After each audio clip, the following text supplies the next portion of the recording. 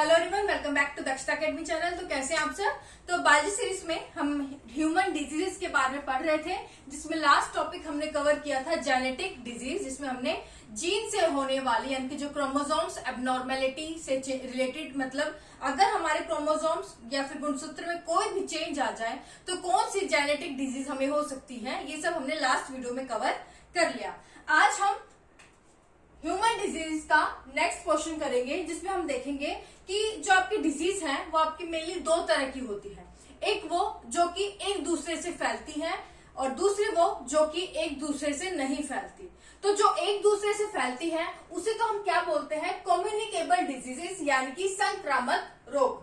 तो ये पहला पार्ट जो कि आपका कम्युनिकेबल डिजीज है वो हम कल करेंगे, नेक्स्ट डे करेंगे, नेक्स्ट वीडियो में कवर करेंगे। लेकिन आज हम इसका सेकंड पार्ट यानी कि वो डिजीज, वो रोग जो कि एक दूसरे के कांटेक्ट में आने से नहीं फैलती, जिसे हम क्या कहते हैं, नॉन कम्युनिकेबल डिजीज यानी कि असंक्रामक रोग। तो ये जो टॉपिक है हम आज कवर करेंगे।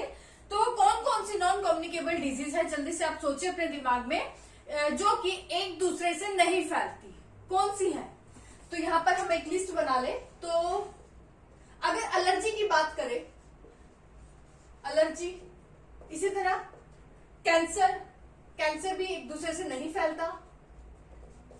और इसके अलावा अगर प्रोटीन से होने वाले, प्रोटीन की कमी से होने वाली डिजीज, विटामिन की कमी से होने वाले डिजीज, यानी कि जो आपकी किसी की डेफिशिएंसी से हो, यानी कि हमारे शरीर में अगर किसी चीज की कमी हो जाए तो उससे होने वाली डिजीज, जो कि आपकी प्रोटीन की कमी से होने वाले रोग, प्रोटीन की कमी से, आपका विटामिन की कमी से।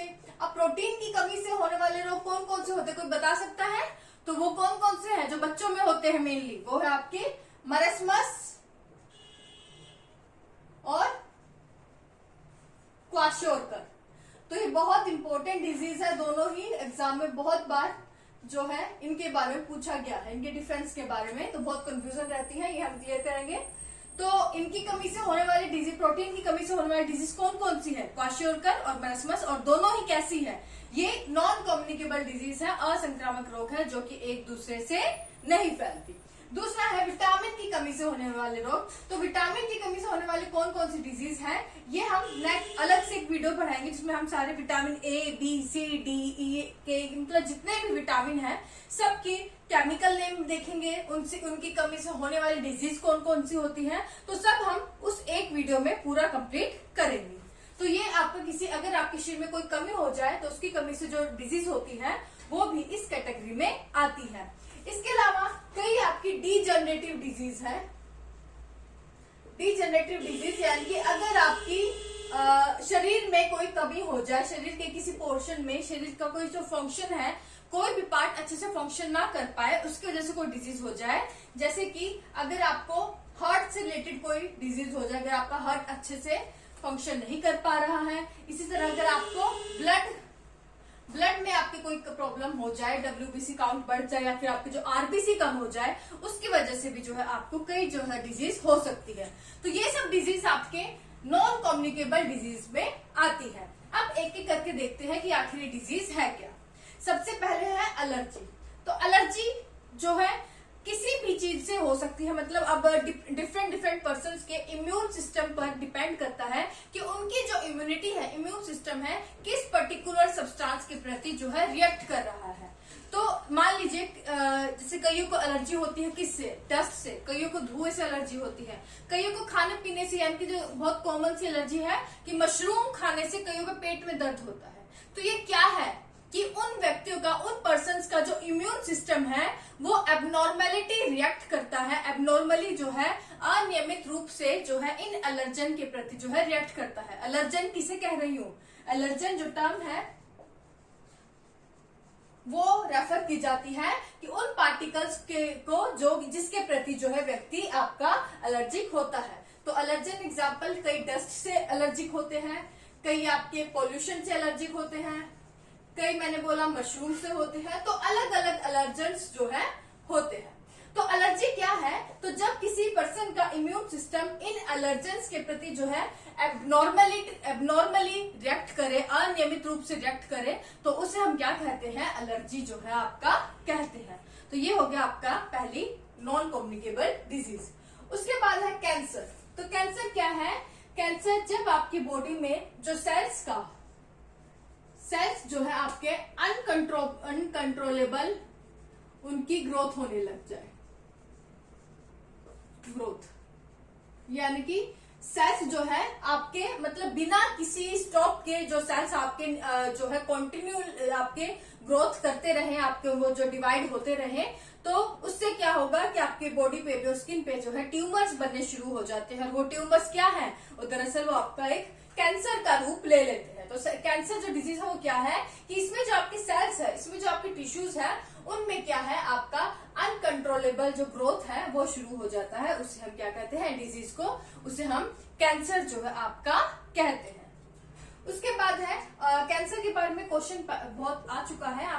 मैं आपको पता है जो मेरी वीडियो आती है सभी गवर्नमेंट जो जनरल गवर्नमेंट एग्जाम्स है, वनडे एग्जाम्स है, उनको फोकस करके मैं वीडियोस लेकर आती हूँ। तो जो मैक्सिमम क्वेश्चंस गवर्नमेंट एग्जाम्स में पूछे जाते हैं उनको फोकस करके यहाँ पर वीडियोस लेकर आती हूँ। तो कई गवर्नमेंट एग्जाम में मैंने क्वेश्चन देखा है कैंसर का कि कैंसर क्या है। ऑप्शन में लिखा आता है अनकंट्रोलेबल ग्रोथ ऑफ सेल्स या फिर टिश्यूज। तो ये आपको टिक वहां करना होता है। नेक्स्ट है डेफिशिएंसी से रिलेटेड डिजीज, यानी कि अगर विटामिन की कमी से जो डिजीज होती है वो तो मैंने आपको बता दिया, वो हम एक अलग से वीडियो बनाएंगे। लेकिन अगर प्रोटीन की कमी से अगर आपके शरीर में कोई डिजीज हो रही है, जिसमें आपका पहला है मरसमस। तो मरसमस क्या होता है ध्यान से समझिएगा, बिल्कुल कंफ्यूजन मत रखिएगा, इंपॉर्टेंट है। तो भूख यहाँ पर लिख ले, मरसमस के साथ ब्रैकेट में लिख ले स्टारवेशन या भूखमरी। मतलब अब हमारी बॉडी में क्या होता है कि हमारी बॉडी में जो हमें एनर्जी मिलती है वो किससे मिलती है? ग्लूकोज से मिलती है। और जो एक्स्ट्रा ग्लूकोज है वो हमारी बॉडी में कहाँ स्टोर हो जाता है? लीवर में जाके स्टोर हो जाता है। किस फॉर्म में? ग्लाइकोजन के फॉर्म में जो है आपका ग्लूकोज जो है आपका स्टोर हो जाता है। अब अगर आप जो है खाना नहीं खाते हैं तो आधे दिन से ज्यादा तो आपका इजीली कट जाता है, आप खाना नहीं खा रहे हैं, तो एक्स्ट्रा ग्लाइकोजन जो आपकी बॉडी में स्टोर है वो आपका टूटना शुरू हो जाता है ग्लूकोज में, ताकि आपको जो है एनर्जी मिल सके। लेकिन अगर आप लंबे समय तक, काफी समय तक जो है आपका स्टारवेट रहते हैं, स्टारवेशन अगर आप रखते हैं, भूखमरी से ग्रस्त रहते हैं काफी लंबे समय तक, तो क्या होगा?